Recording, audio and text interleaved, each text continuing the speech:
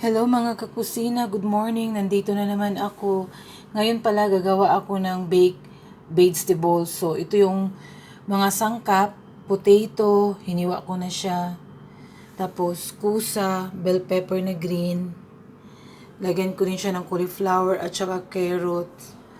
Tapos 1 cup na fresh milk.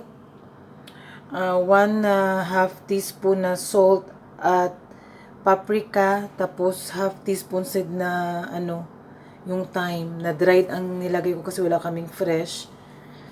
So ito yung mga sangkap mga kakusina.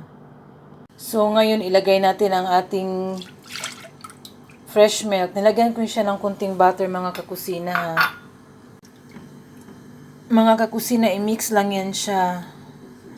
Kung mag-boil na siya, ilagay natin yung potato natin at ang tawag nito carrots. For 5 to 6 minutes lang siya. Tapos ilagay na natin siya sa ating Pyrex.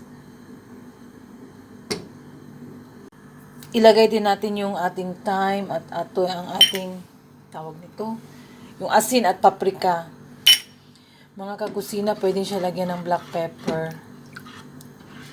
Pero yung sa akin hindi ko lang lagyan kasi ayaw nung nag-request nito.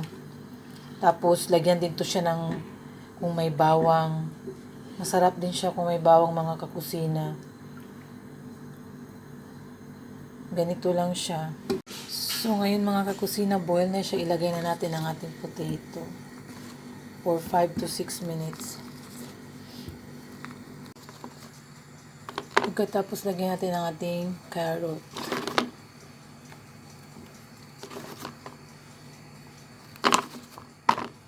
Para ilagay natin siya sa ating Pyrex ngayon.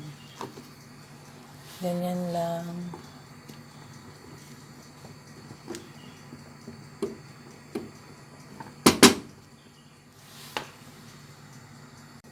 Pagkatapos ang ating kusa, ganyan lang mga kakusina.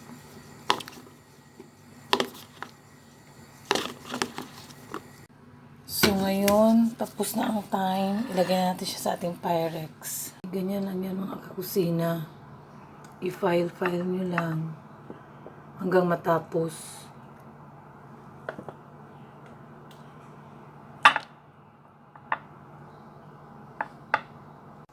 Tapos ilagay natin ang ating capsicum na green. Hindi ko na yan siya binoiled ha. Kasi madali naman siya maluto. Tapos ang ating broccoli. Hanggang matapos, tapos ganyan lang, layer lang.